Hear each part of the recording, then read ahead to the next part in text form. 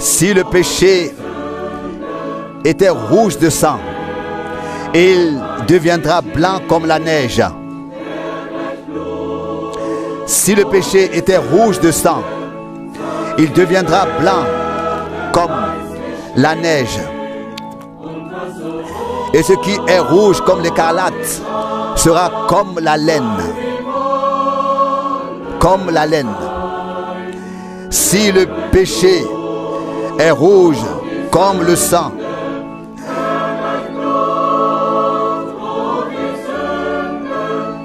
s'il est rouge comme le sang, il deviendra blanc comme la neige.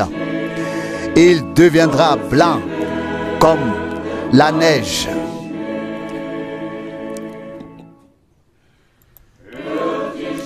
Écoutez la voix qui appelle. Ne vous détournez pas de Dieu. Écoutez la voix qui appelle. Ne vous détournez pas de Dieu. Car il est plein de miséricorde et sa fidélité est grande. Écoutez la voix qui appelle. Écoutez la voix qui appelle. Ne vous détournez pas de Dieu. Ne vous détournez pas de Dieu. Il pardonne la transgression et ne se souvient pas du péché. Il pardonne la transgression et ne se souvient pas du péché. Venez à lui, vous qui êtes fatigués, car il est le repos. Il pardonne la transgression. Il pardonne la transgression et ne se souvient pas du péché. Et ne se souvient pas du péché.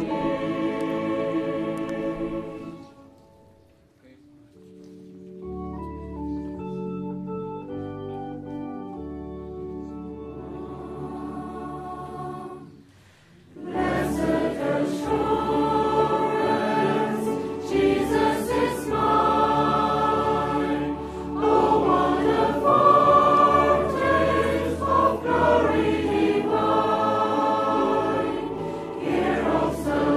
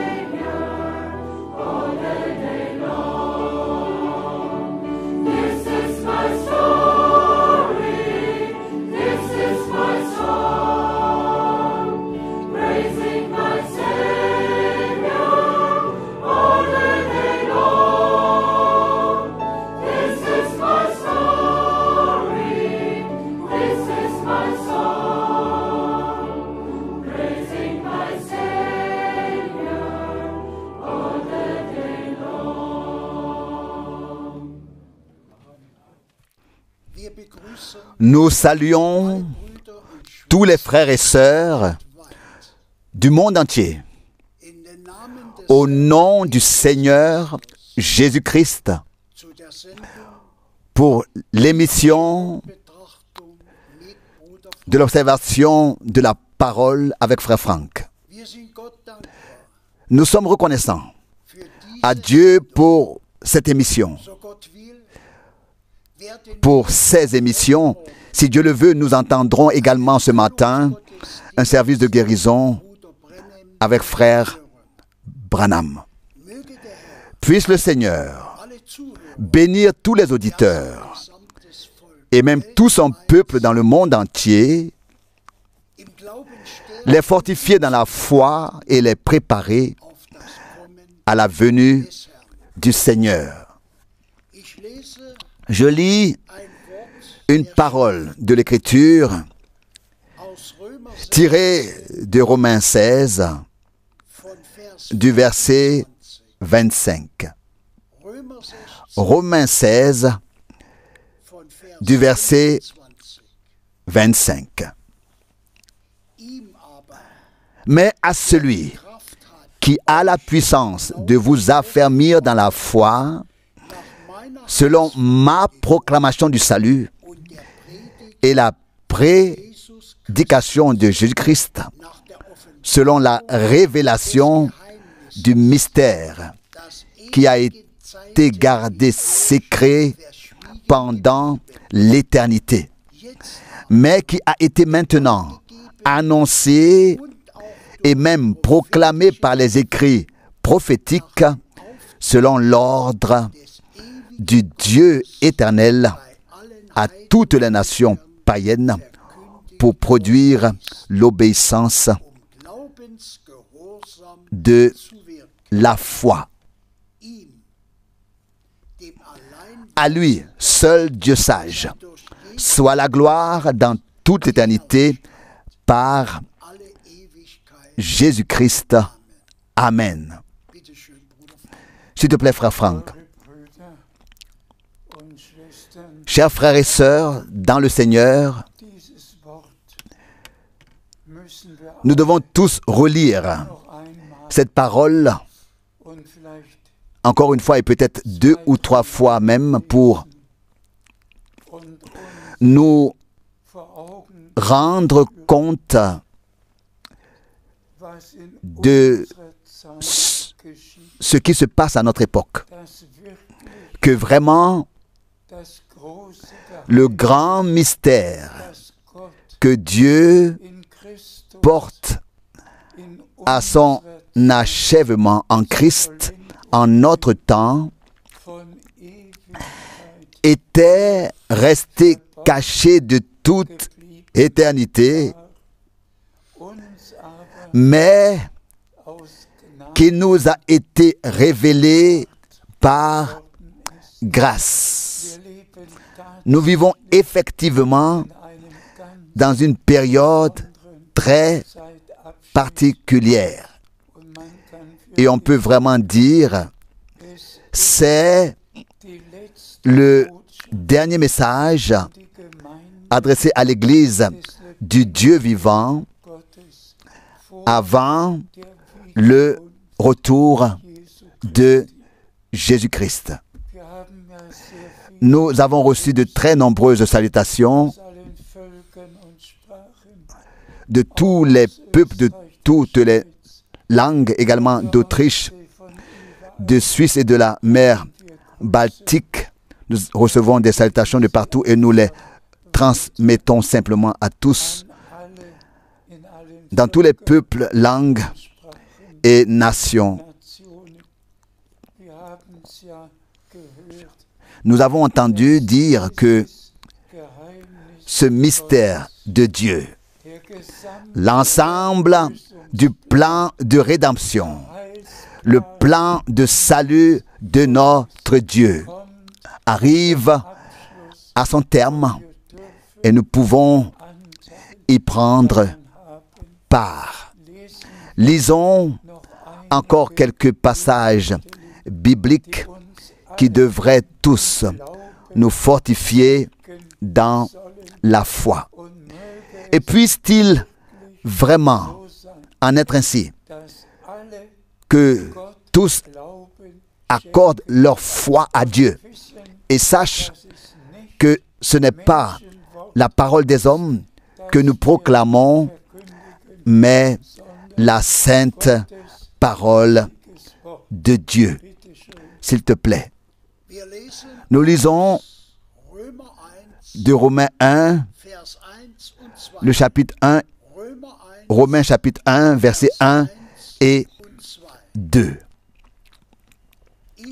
Moi, Paul, serviteur du Christ Jésus, j'ai été mis à part par un appel à être apôtre pour annoncer le message du salut de Dieu, qui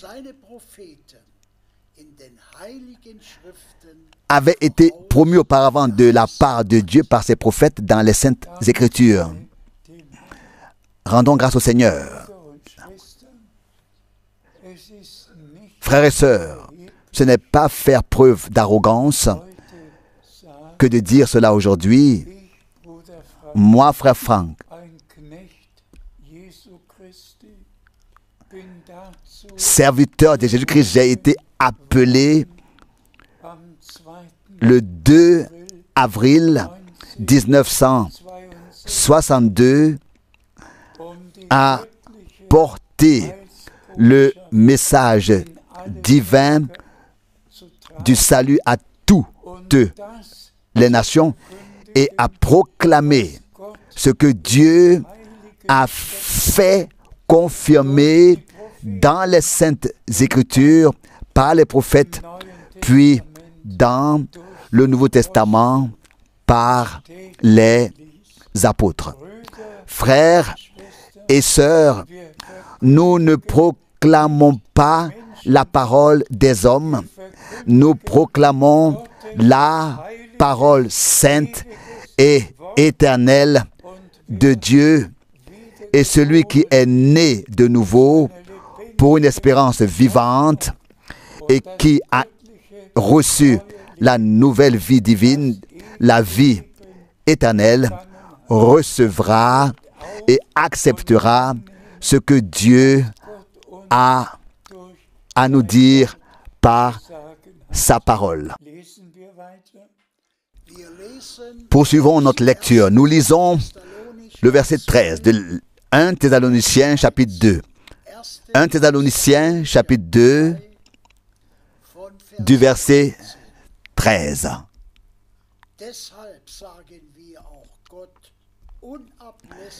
C'est pourquoi nous ne cessons aussi de dire notre reconnaissance à Dieu de ce que, après avoir reçu la parole de Dieu que nous avons prêchée, vous l'avez acceptée non comme une parole d'homme, mais comme ce qu'elle est en effet, comme la parole de Dieu, qui maintenant, depuis que vous êtes croyants, se montre aussi efficace en vous. Loué soit le Seigneur de ce que la parole de Dieu se révèle efficace en nous qui croyons. Elle se révèle efficace en nous et devient efficacement réelle en nous, de ce que nous ne confessons pas seulement de bouche, mais que nous croyons de cœur, et de ce que la parole nous soit révélée par le Saint-Esprit. Et frères et sœurs, comme nous l'avons lu, le message divin du salut doit être prêché à toutes les nations en témoignage. Et cela est déjà écrit dans Matthieu 24, verset 14, afin que personne n'ait d'excuse. Dieu a fait en sorte que par la retransmission, la sainte parole, oui, tout le plan de rédemption qui était caché depuis l'éternité, mais qui a été révélé en Jésus-Christ et éclairé à nouveau en ce temps par la parole de Dieu, puisse être porté à la connaissance du peuple de Dieu, de sorte que nous en ayons une part personnelle. S'il vous plaît, souvenez-vous de ce que nous venons de lire, à savoir que la parole se révèle efficace en nous, agit en nous. Puisse-t-il en être ainsi pour nous tous, afin que la parole ne retourne pas à vide à Dieu sans effet, mais qu'elle puisse accomplir ce pourquoi elle a été envoyée en ce temps, à savoir appeler l'Église épouse à être purifiée dans la parole de vérité, afin de pouvoir rencontrer le Seigneur en étant sanctifié. Lisons encore d'autres passages bibliques. Nous lisons 1 Timothée, chapitre 1, verset 3. 1 Timothée, chapitre 1, verset 3. Lors de mon départ pour la Macédoine, je t'ai demandé de rester plus longtemps à Éphèse, afin que tu ordonnes à certaines personnes de ne pas exposer des enseignements étrangers. C'est exactement mon mandat, ma tâche, de ne rien laisser passer, à moins que cela, de ne rien tolérer, à moins que cela ne soit écrit dans la parole de Dieu. Mais le monde religieux est plein d'enseignements étrangers qui ne se trouvent pas dans la Bible. Et Paul voulait que Timothée et ses collaborateurs veillent à ce qu'aucune doctrine étrangère, à ce qu'aucun enseignement étranger ne soit introduit et annoncé dans l'Église, mais que tout soit en accord avec la parole prophétique et apostolique, c'est-à-dire avec ce que nos frères ont annoncé au commencement. Et c'est pourquoi, à notre époque, nous revenons à la parole originale, aux enseignements originaux qui ont été annoncés au commencement par les apôtres eux-mêmes, et nous n'admettons absolument aucun enseignement étranger. Que Dieu accorde à tous la grâce d'avoir du respect pour sa parole. S'il te plaît, nous lisons dans 2 Pierre, chapitre 2, verset 1. 2 Pierre, chapitre 2, verset 1. Il y avait cependant de faux prophètes parmi le peuple, comme il y aura parmi vous de faux docteurs qui introduiront secrètement parmi vous des hérésies pernicieuses, reniant même le Seigneur qui les a rachetés, attirant sur eux une destruction soudaine. Il s'agit là aussi d'un passage biblique très puissant, avec une proclamation aussi profonde que celle que Dieu nous a confiée. Il faut le souligner doublement et triplement.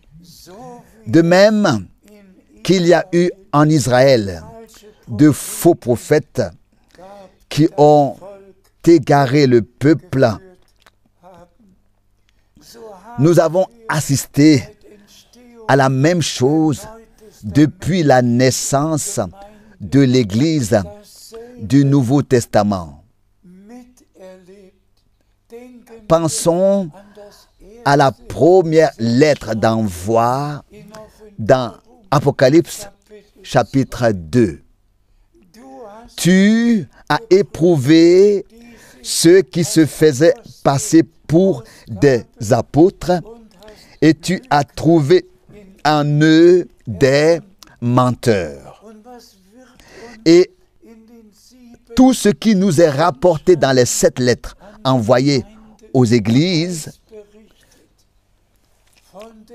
de l'enseignement de Balaam, de tout ce qui a existé de Jézabel qui est apparue comme prophétesse, de l'enseignement de Balaam, tout nous a été rapporté dans Apocalypse chapitre 2 et 3, ce qui s'était déjà insinué dans le christianisme primitif.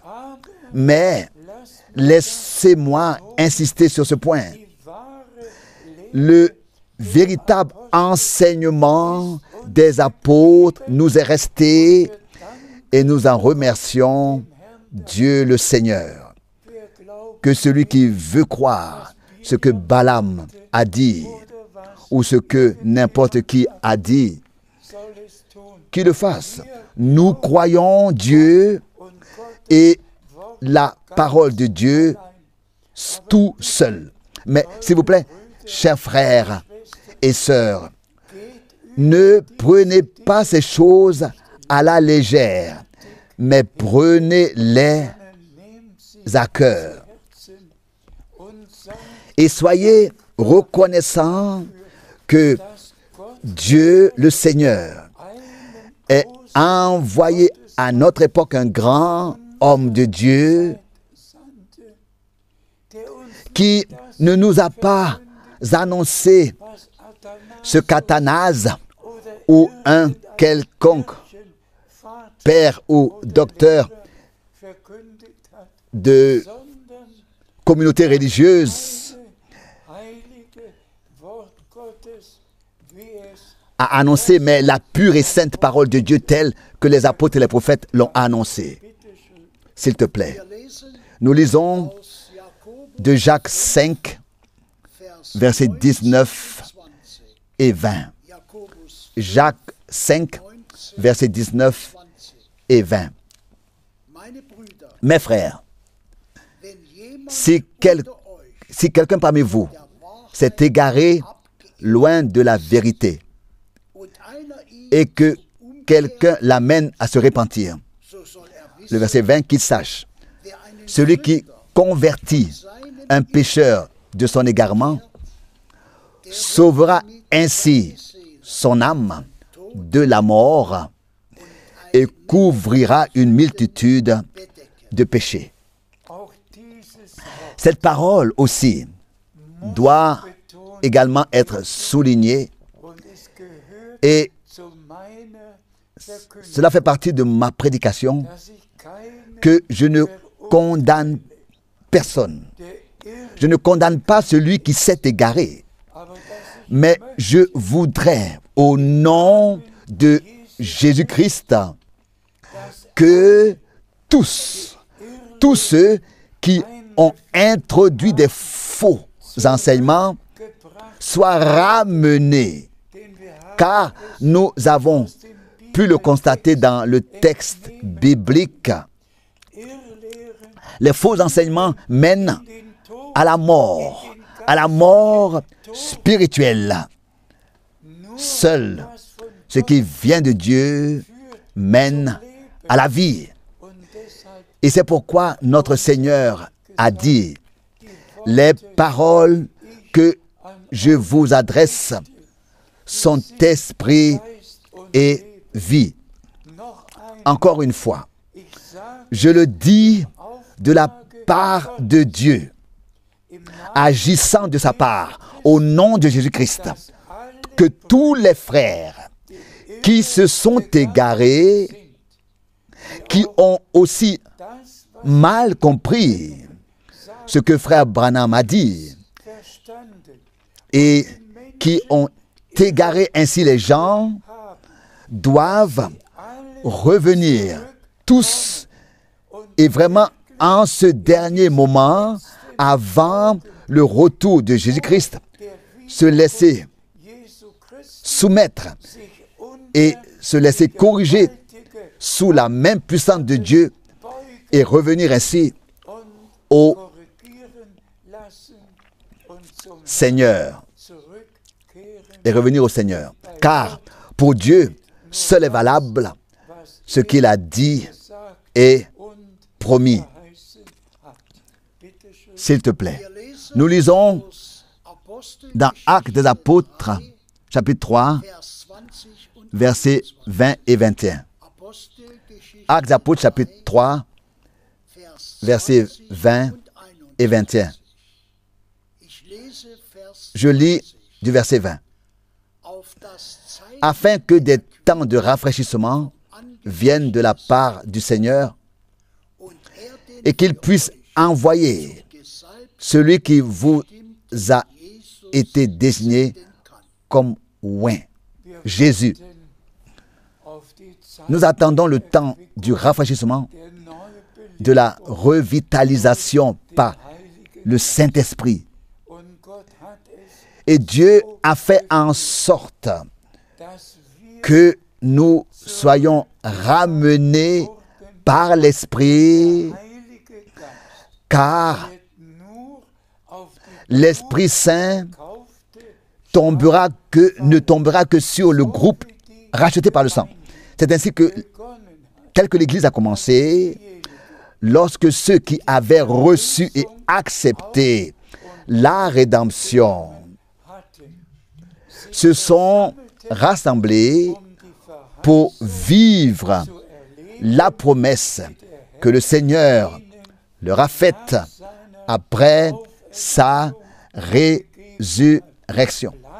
Restez à Jérusalem jusqu'à ce que vous soyez revêtus de la puissance d'en haut. Donc, ceux qui avaient accepté Jésus-Christ comme le ressuscité, qui nous a donné la rédemption par la croix de Golgotha, par son saint sang, et qui maintenant est avec les siens après sa résurrection, et qui était maintenant avec les siens après sa résurrection, et leur disait de ne pas s'éloigner de Jérusalem, mais d'expérimenter la puissance du Saint-Esprit. Et frères et sœurs, laissez-moi le dire tout de suite, ce ne sont pas seulement les 120 personnes qui étaient dans la chambre haute le jour de la Pentecôte et qui ont vécu l'effusion du Saint-Esprit, mais 3000 les ont rejoints le jour de la Pentecôte et nous en sommes pour cela reconnaissants. Dieu ne fait pas seulement un commencement, il fait la suite.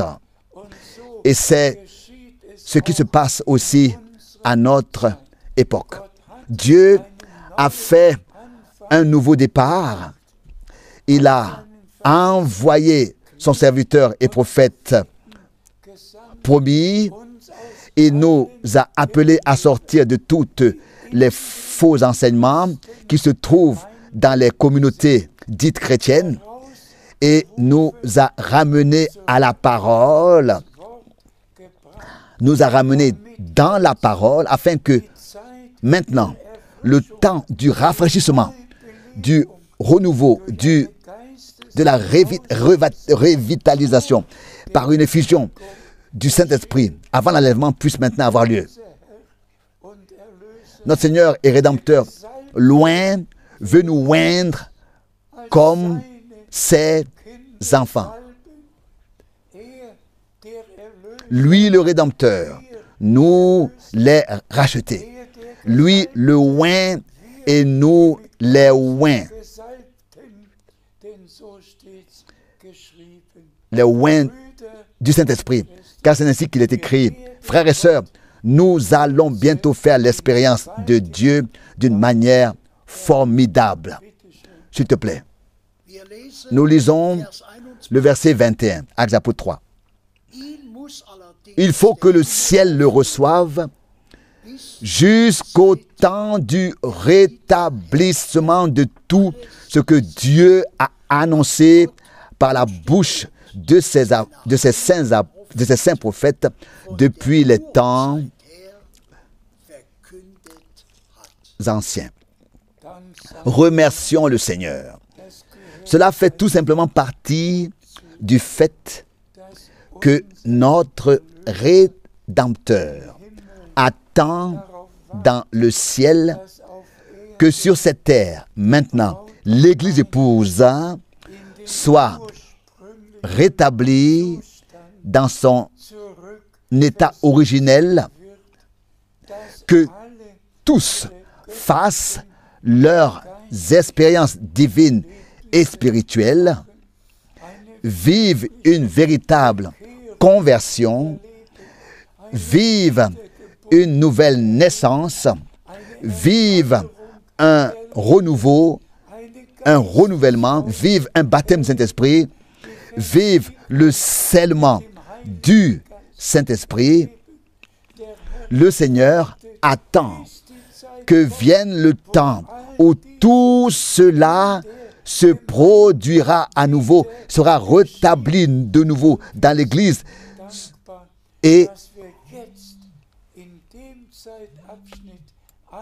nous sommes reconnaissants d'être arrivés maintenant à cette période où nous ne nous contentons pas de lire ces promesses, d'en parler et de les prêcher, mais où nous sommes dans l'attente que tout ce qui a été promis se réalise chez nous, devienne vrai en nous. Tout ce qui a été promis. Nous pouvons d'ores et déjà remercier le Seigneur de faire en sorte que tout aille bien et qu'à son retour, l'Église épouse soit sans tache, sans ride. Et nous en sommes reconnaissants pour cela, car c'est pour cela que le dernier message a été apporté, afin que dans tous les peuples et toutes les langues, les élus soient appelés et préparés pour le jour glorieux du retour de Jésus-Christ, notre Seigneur. S'il te plaît. Nous lisons encore Matthieu 17, verset 11. Matthieu 17, verset 11. Il leur répondit, Élie viendra cependant et rétablira toutes choses. Amen. Nous avons ici la promesse directe que Dieu avait déjà faite dans l'Ancien Testament, dans Malachie, dans les 2 derniers versets, et qu'il confirme à nouveau. Le prophète Élie avait pour tâche de convoquer le peuple de Dieu Puis, alors qu'ils étaient sur le mont Carmel, de s'adresser à la foule. Jusqu'à quand boiterez-vous des deux côtés? Si le Seigneur est Dieu, suivez-le. Vous connaissez tous, frères et sœurs, les Saintes Écritures, 1 Roi 18, verset 21. Il en est de même pour frère Branham, qui a été envoyé comme le prophète promis. Et on peut vraiment se demander combien de temps encore le temps est venu de ne pas boiter des deux côtés, mais de savoir. Aussi vrai que Dieu a promis le temps du rafraîchissement, aussi vrai qu'il a fait la promesse que tout sera remis en ordre, tout sera remis en place. Ça, c'est la promesse de Dieu que nous venons de lire. Aussi vrai qu'il a promis le temps de rafraîchissement, il a aussi promis de rétablir toutes choses et de remettre tout en place, en ordre. Pouvons-nous passer outre cela? Non, et encore non. La parole nous parle, frères et sœurs. Nous allons maintenant assister à un service de guérison. Frère Branham n'a pas seulement apporté un message, il a été tellement béni par Dieu et a également pu assister à de nombreuses guérisons de malades. Ce que notre Seigneur a dit, c'est vraiment réalisé. C'est vraiment réalisé. Les œuvres que j'ai faites, vous les ferez aussi. Et nous sommes reconnaissants au Seigneur que la confirmation de la parole ait eu lieu.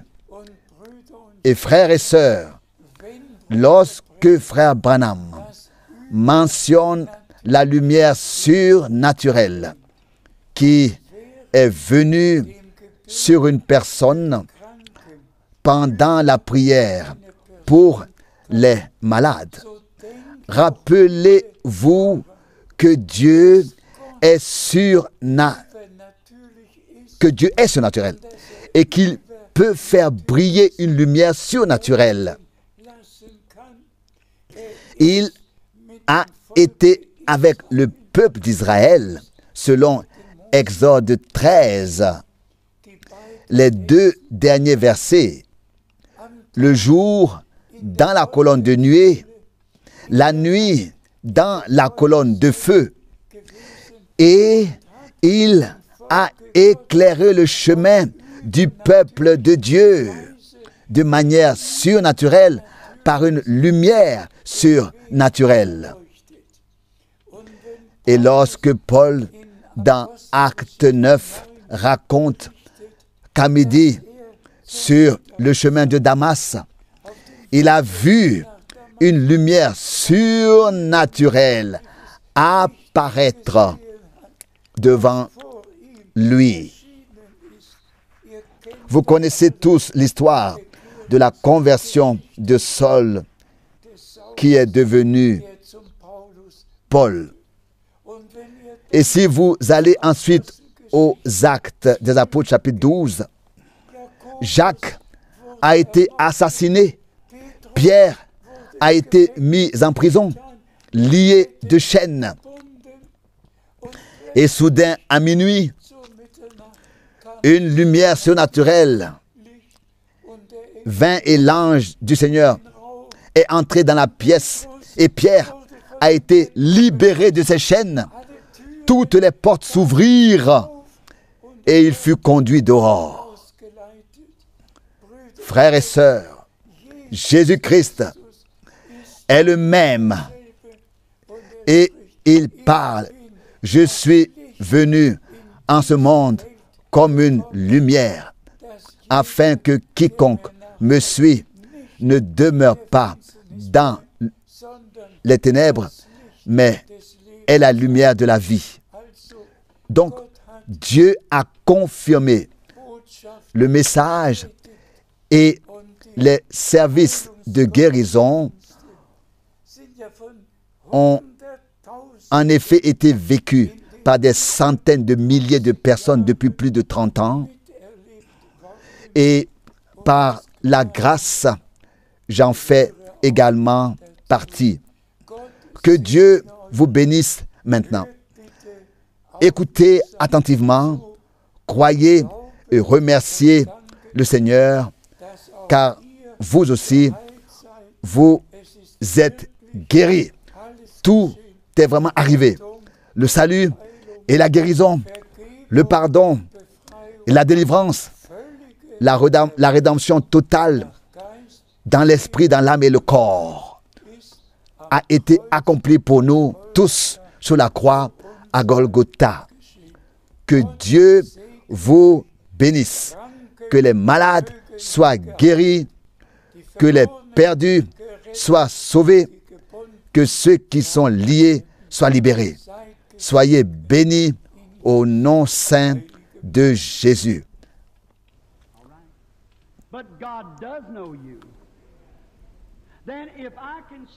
Voyez, Dieu est fidèle.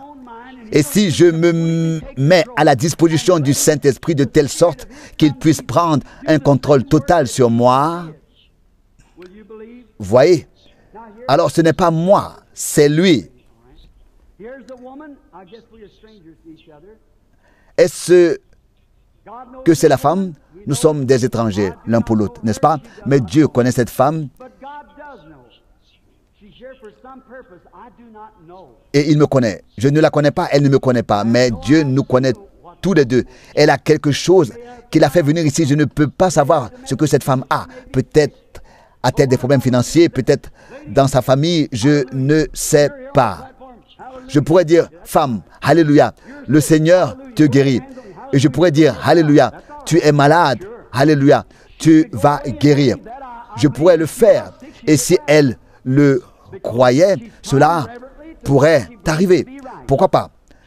Parce qu'elle est venue en toute sincérité. Mais elle attend aussi quelque chose. Mais si Dieu parle à travers moi, comme le Seigneur l'a fait avec la femme au puits, comme il est rapporté dans Jean 4, ou comme il l'a fait avec Philippe et Nathanaël, ou avec Pierre, comme il l'a dit quand il les a rencontrés pour la première fois, qui ils étaient, où ils étaient. Et le Seigneur fait ressortir, si le Seigneur fait ressortir quelque chose de ta vie maintenant, les besoins que tu as eus, les besoins que tu as eus ou ce que tu as maintenant, tu sauras quand même, alors si c'est vrai ou pas. Et si Dieu sait ce qui a été, alors il sait ce qui est et ce qui sera. Est-ce vrai? Alors prions. Ô Seigneur, au nom de Jésus-Christ, le Fils de Dieu, je m'en remets entièrement à toi, ô Seigneur. Prends-moi tout entier, mes pensées, mon esprit, tout ce que je suis et tout ce qui est en moi. Accepte-le. Oh, quel pauvre vase tu as pris. Je lève les yeux vers toi et je te prie, sois avec nous et bénis d'une manière extraordinaire. Purifie et sanctifie tout le monde et sois avec nous. En effet, tu l'as révélé, tu l'as caché, aux sages et aux intelligents, mais tu l'as révélé aux petits-enfants. Qu'ils sachent tous aujourd'hui que tu es Jésus-Christ et que tu es le même. Qu'ils sachent qu'il y a de l'onction en Galade et que tu es encore aujourd'hui le médecin. Puissent-ils tous avoir des cas de prière ou ne pas en avoir? Puissent-ils être guéris? Puissent-ils simplement croire et reconnaître que tu te manifestes simplement comme le même à travers ton serviteur? Accorde-nous tout cela au nom de Jésus-Christ. Amen. S'il vous plaît, soyez dans le recueillement. Et au nom de Jésus-Christ, je prends chaque âme sous son contrôle. Je ne te connais pas. Si le Saint-Esprit me révèle quelque chose que tu sais, que je ne peux pas savoir, l'accepteras-tu? Tu vois, tu sais que cela doit venir de manière surnaturelle, soit du diable, soit de Dieu. C'est surnaturel, car je ne te connais pas. Bien sûr que ce n'est pas possible. Si tu penses que c'est l'ennemi, tu seras récompensé par lui. Si tu penses que c'est Dieu, tu seras récompensé par Dieu. Comme tu le penses, comme tu l'acceptes, il en sera ainsi. En ce temps-là, autrefois, Nathanaël disait, « Tu es le Christ, le Fils du Dieu vivant. » Et il a dit, « Béni sois-tu, tu verras et vous verrez de plus grandes choses encore. » Encore. Les scribes ont dit, il a le Belzébus, une sorte de divination et ainsi de suite. Où pensez-vous qu'ils sont aujourd'hui et où Philippe et Nathanaël sont aujourd'hui? Eh bien, si Dieu me révèle ce que tu as, allez-vous tous croire dans l'auditoire et sur la plateforme? Le Saint-Esprit est ici.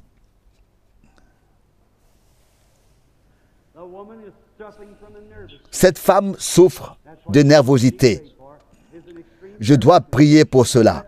Elle est extrêmement nerveuse. Et cela a un rapport avec l'esprit, avec les sens, avec le mental, avec tout. Tu penses que tu vas perdre la raison. Satan ment. Combien croient, vous tous qui êtes nerveux et qui ont des souffrances, levez-vous. Vous pourrez dire, oh frère Branham, ça tu l'as deviné. Non? Voyons si c'était une devinette ou une révélation. Le Seigneur va certainement en montrer d'autres.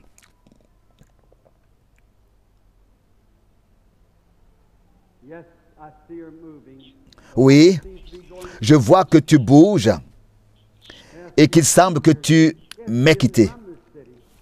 Et elle n'est pas de cette ville. Tu viens d'une grande ville, de Chattanooga.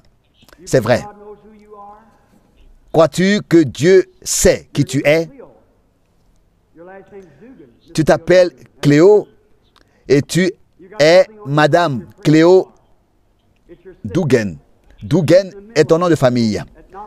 Et je vois maintenant ta sœur. Elle est dans un établissement de guérison et vit à Knoxville. Vous êtes toutes les deux guéries au nom de Jésus-Christ. Crois-tu toi aussi que l'Esprit de Dieu est ici pour révéler tout cela? Comme vous le croyez, c'est ce qui va se passer. Avez-vous la foi dans l'auditoire? Avez-vous foi en Dieu? Ayez foi en Dieu. Le même Saint-Esprit qui était à l'œuvre autrefois au jour de Jésus-Christ est à l'œuvre aujourd'hui. Priez. Nous aussi, nous sommes des étrangers les uns. Pour les autres, c'est la première fois que nous nous rencontrons, mais Dieu nous connaît tous les deux. Si Dieu me révèle ce qu'est ta détresse, me fait connaître en tant que son serviteur ce pourquoi tu es ici. Mais je suis né avec un don et tout au long de ma vie, j'ai vu des visions. Tu souffres aussi de nervosité. Tu as aussi un problème de dos. Si cela ne te dérange pas, agite ta main. Et ton mal de dos t'a rendu nerveuse. Tu t'appelles Madame Wells et tu viens de Cleveland. Rentre chez toi, tu es guéri par la puissance de Dieu au nom de Jésus-Christ. Viens, madame. Est-ce que tu crois de tout ton cœur? Crois-tu que Dieu peut me dire ce que tu as? Crois-tu que c'est l'Esprit du Christ? Tu es tombé et tu t'es fait mal à l'épaule. Tu veux que je prie pour cela. Tu n'es pas de cette ville, ni de cet État. Tu viens du Missouri. Tu peux rentrer chez toi. Tu es complètement guéri par la puissance de Dieu au nom de Jésus-Christ. Dieu est Dieu.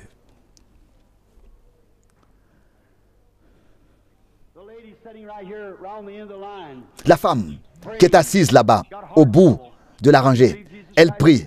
Elle a une maladie de cœur. Crois-tu que Jésus-Christ te guérit? Est-ce que tu le crois? Toi là-bas, qui regarde maintenant ici, crois-tu que Dieu va te guérir? Si tu peux le croire, accepte-le. Tu peux rentrer chez toi en bonne santé.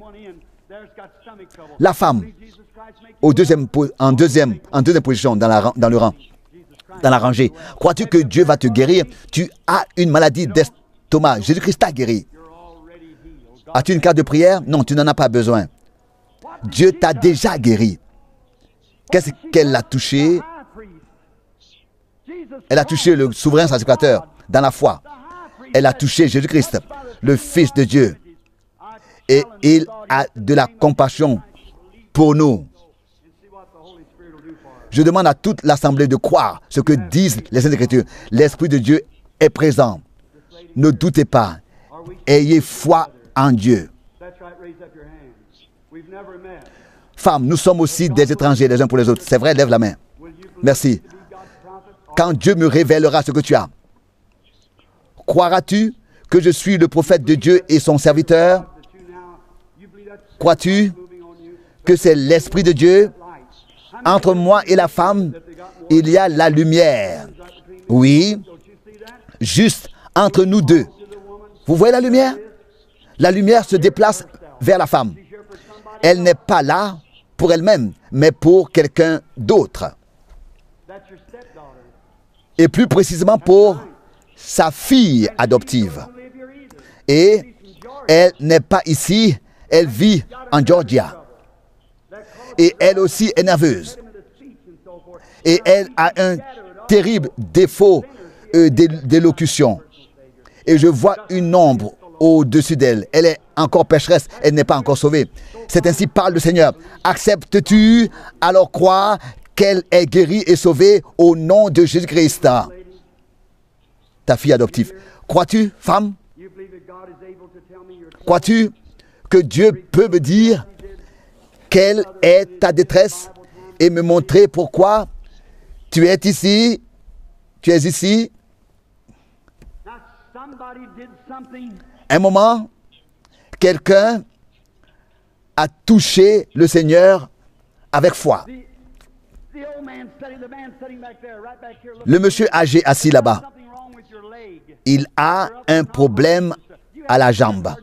Tu devrais être opéré. Tu n'as pas de carte de prière. Tu t'es assis là-bas, tu as prié et tu as cru. Et le Seigneur te parle maintenant. La lumière, l'ange du Seigneur est maintenant à tes côtés. Crois seulement que tu es guéri par la puissance de Dieu au nom de Jésus. Tu as touché le souverain sacrificateur qui a de la compassion pour nous. N'en doute pas. Qu'est-ce que cet homme a touché? Qu'est-ce que c'était? Il a prié et il a cru. Et j'ai vu qu'il se passait quelque chose.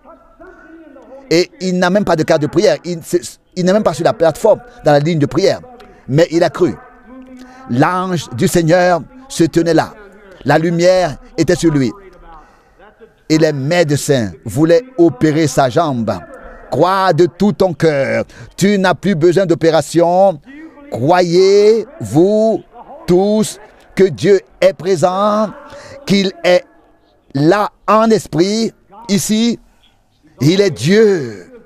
Il a toujours été Dieu. Il sera toujours Dieu. Et c'est le même. Et il est le même encore ici aujourd'hui. Le même. Est-ce que c'est la femme suivante pour laquelle je dois prier? Si Dieu me révèle quelque chose de ta vie, le croiras-tu?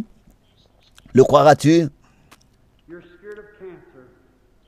Tu as peur d'avoir un cancer, oui.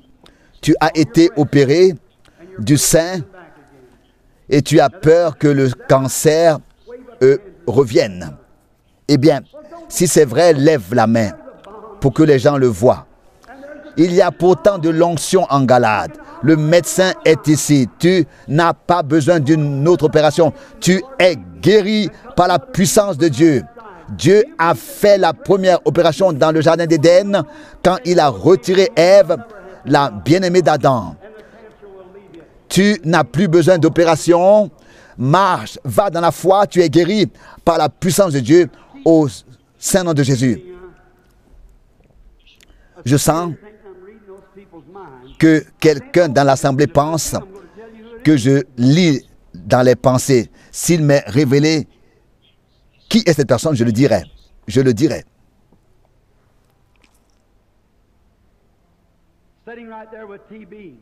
Quelqu'un est assis là-bas qui a la tuberculose.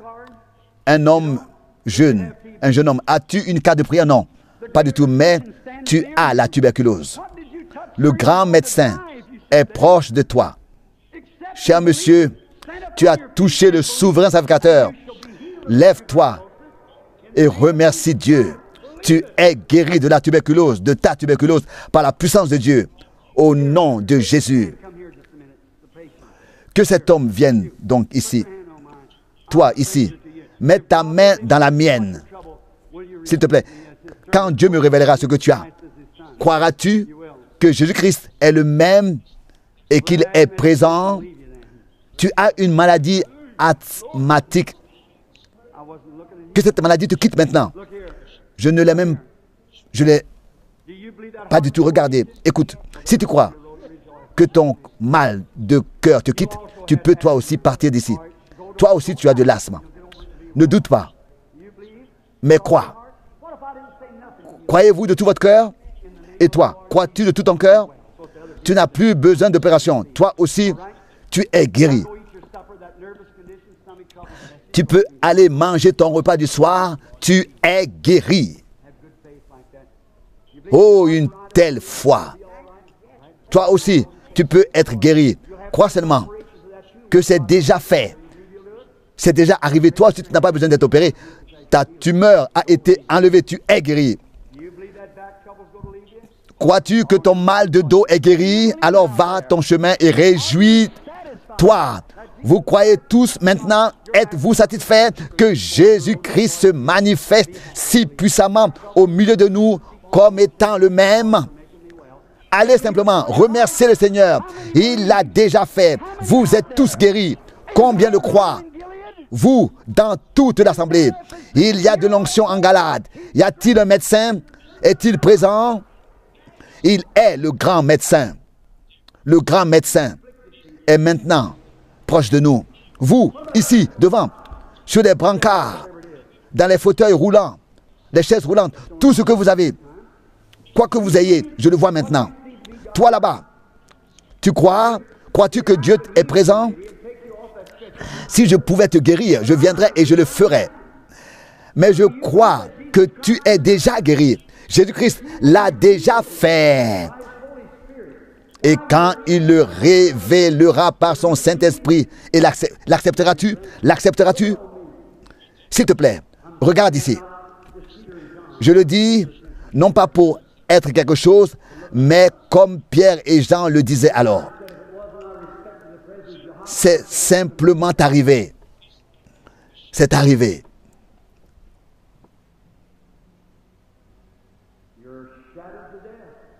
Et toi, au-dessus de toi, il y a une ombre de mort. C'est un caillot de sang dans ton cœur. Et le médecin ne peut rien faire. Mais Dieu le peut. Est-ce que tu le crois? Est-ce que tu l'acceptes? Acceptes-tu ta guérison? Au nom de Jésus-Christ, sois en bonne santé. Tu es guéri. Si tu crois que Jésus-Christ est le Fils de Dieu, l'ombre noire était sur toi, elle est partie, tu es guéri. Et toi, avec ton diabète ici, tu es aussi guéri. Croyez-le donc. Le Seigneur est présent. Vous tous qui restez, levez-vous tous, levez-vous de vos brancards, de vos civières, levez-vous de vos chaises roulantes, levez-vous dans la foi. La puissance de Dieu est ici.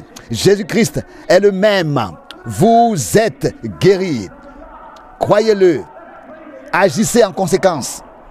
Oh, la présence de Dieu, la puissance de Dieu est ici. Dieu Tout-Puissant, dispensateur de tous les bons dons et de la vie éternelle. Tu es au milieu de nous. Viens maintenant sur tous pour qu'ils soient sauvés, pour qu'ils soient guéris. Je te remercie pour cela. Satan, tu es vaincu. Quitte cette salle, quitte tous les hommes. Tous ces hommes. Jésus-Christ est présent. Satan, tu n'as aucun droit sur ces personnes. Ils sont rachetés. Ils sont sauvés. Ils sont guéris. Satan, je te l'ordonne. Sors, pars. Quitte ce lieu. Sors et abandonne tous ces gens et ce bâtiment. Et j'ordonne qu'ils soient tous guéris au nom de Jésus-Christ. Toi, là-bas, sur la civière, lève-toi. Toi, là-bas, lève-toi. Oui. Il se lève. Il se lève. Au nom du Seigneur. La puissance de Dieu est puissamment présente. Frères et sœurs, bien-aimés frères et sœurs, chers amis, nous avons assisté au service divin de guérison. Et je suis tellement reconnaissant à Dieu que j'ai assisté à de nombreux services de guérison. Mais laissez-moi maintenant vous donner, avec peu de mots, mon puissant témoignage. En décembre 1980, j'étais dans des pays africains. Le dernier était le Ghana, dans la ville d'Accra, et j'ai dû y passer la nuit dans un très mauvais hôtel parce que j'étais arrivé trop tard. Et j'ai eu 4 piqûres de moustiques qui transmettent la malaria. Et je suis revenu de ce voyage fin décembre avec la malaria tropicale. J'ai été immédiatement transporté à l'hôpital et les médecins ont fait tout ce qui pouvait être fait. Mais ensuite, à la mi-janvier 1981, l'équipe médicale est venue me voir dans la chambre ce lundi-là. Seulement quelques-uns, le professeur Becker et un autre médecin et 2 autres infirmières. Et ils ont regardé le rapport et ont simplement dit, c'était le docteur Becker qui disait, nous sommes désolés, il n'y a rien à faire. Les globules rouges ont été mangés. Ils sont en dessous de 50% et ils vont vers 40%. Il n'y a plus rien à faire. Nous devons prendre congé de vous. Et puis le mardi est arrivé et une grande équipe est arrivée, plusieurs médecins, et ils ont relu et ont dit à peu près la même chose. Il n'y a rien à faire. Nous sommes désolés. Et ils sont partis. Et puis est venu le mercredi où ma femme m'a dit au revoir qu'en 2 ou 3 minutes. Et puis est venu le jeudi où 2 infirmières ont poussé mon lit d'hôpital dans la chambre de la mort. Un rideau ici et un rideau ici, un à droite et un à gauche. Et À ma droite, il y avait quelqu'un à l'agonie. Oh mon Dieu, quel mot l'homme a utilisé. C'est impossible à rendre. Mais j'étais allongé là, simplement en sécurité en Dieu. Et j'ai dit, Seigneur bien-aimé, si je viens à toi maintenant, comment me tiendrai-je devant toi? Et l'instant d'après, j'ai été retiré de mon corps et amené dans la gloire.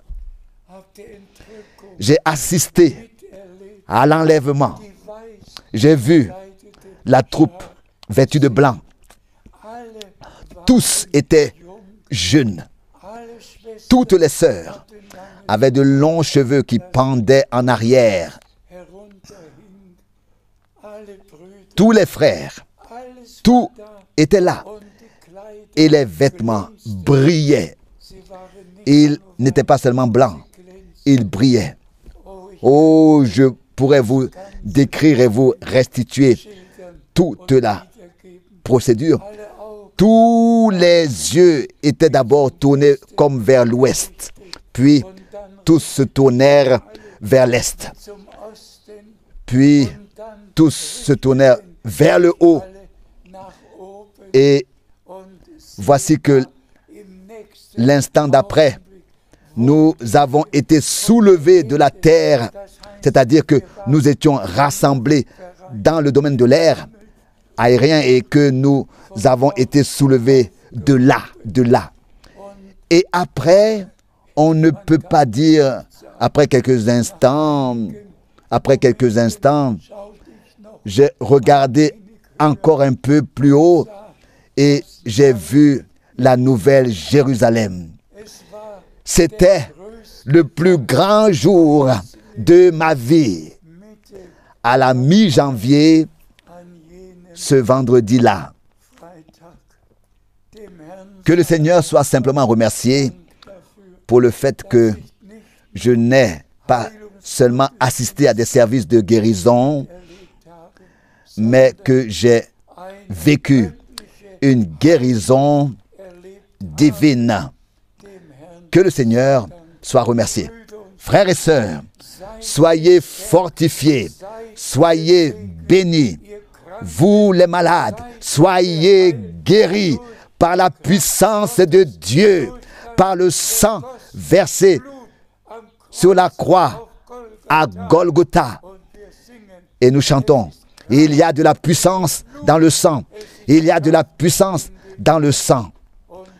Et vous êtes guéris, vous êtes sauvés, vous appartenez à Jésus-Christ.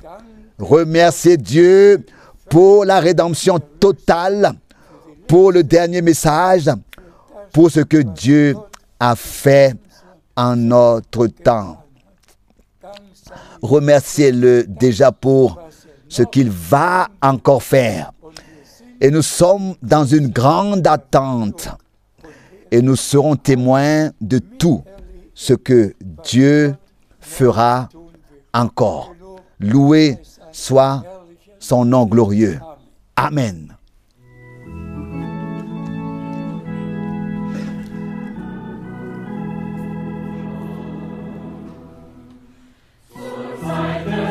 Au temps du soir, il y aura de la lumière.